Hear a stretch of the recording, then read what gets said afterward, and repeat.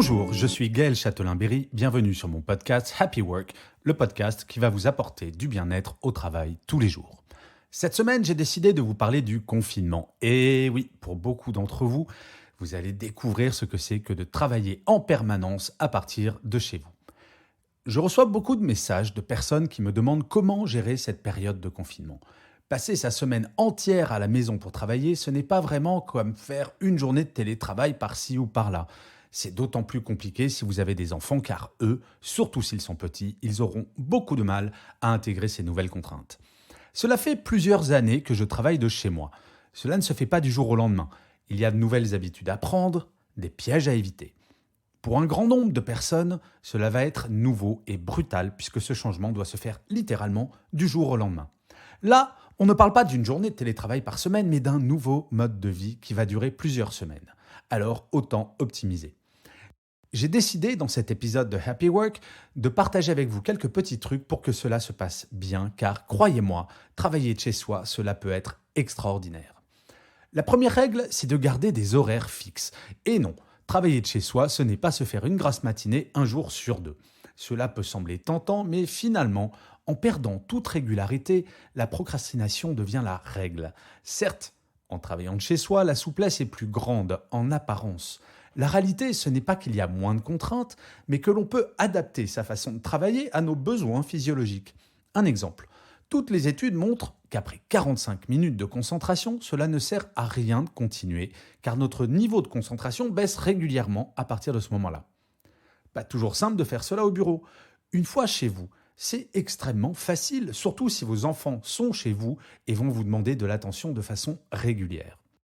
Si vous avez des enfants en bas âge, cela les aidera énormément si par exemple ils intègrent que papa ou maman sera disponible à 100% pour eux à l'heure de la récréation. À vous d'en déterminer la fréquence et sa durée. Recréer des habitudes qu'ils connaissent facilitera grandement la période. La deuxième règle, c'est de planifier. Chaque jour, vous devez savoir exactement ce que vous allez faire. Quand j'ai commencé à travailler à partir de chez moi, il m'arrivait de commencer une journée sans avoir d'idée précise de ce que j'allais faire. Je me disais que j'allais improviser. Eh bien, généralement, je finissais ces journées en n'ayant rien fait et en culpabilisant à mort. Aujourd'hui, pour chaque journée, je sais ce que je dois faire quasiment heure par heure. Je ne dis pas que l'organisation est militaire, mais très honnêtement, cela y ressemble beaucoup. Ce sont comme des routines à respecter qui facilitent grandement les choses. Sans faire cela, il pourrait arriver de tourner en rond dans votre appartement ou votre maison sans trop savoir que faire. Et ce qui est vrai pour nous, les adultes, l'est également pour nos enfants.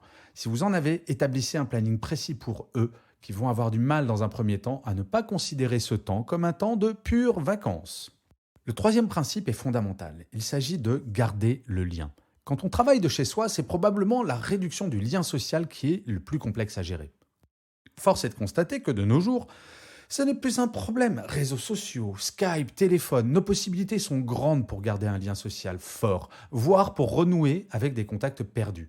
L'essentiel est de ne jamais avoir le sentiment d'être seul. Dans cette période, il va également être important de s'inquiéter des personnes que nous pensons pouvoir avoir ce sentiment en les contactant et pourquoi pas en organisant un apéro Skype. Et oui, vous vous mettez à 2, 3, 5, 10 personnes autour de Skype, vous prenez un verre de ce que vous voulez et vous vous faites votre apéro Skype.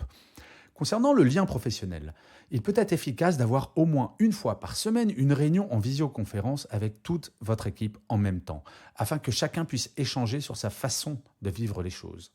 Garder le lien, c'est également garder des habitudes dans le fond, mais en changeant la forme. Par exemple, si vous êtes manager et que vous aviez une réunion hebdomadaire avec toute votre équipe, gardez-la à la même heure, le même jour, c'est important. Votre rôle de manager ne va jamais être aussi important qu'actuellement. Le quatrième principe est de penser à vous.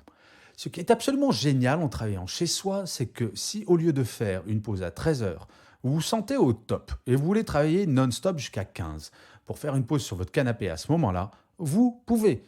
Toutes les règles changent et ce n'est plus vous qui devez vous adapter à votre travail, c'est votre travail qui va s'adapter à vous. Cette période va vous faire découvrir que vous pouvez être tout autant productif, pour ne pas dire plus, tout en étant beaucoup moins fatigué.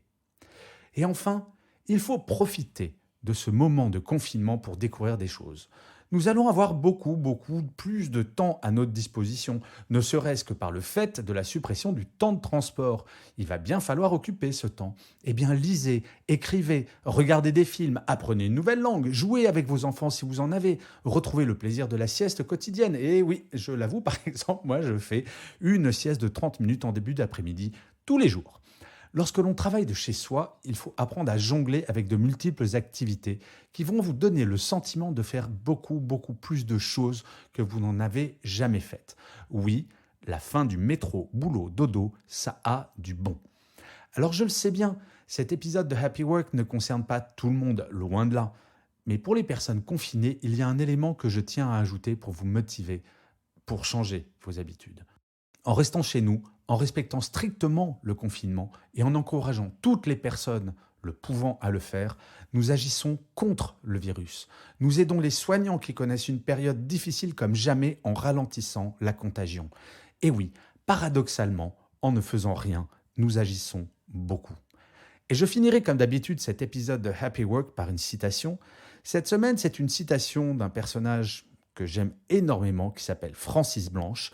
Et Francis Blanche disait « Face au monde qui change, il vaut mieux penser le changement que changer le pansement ».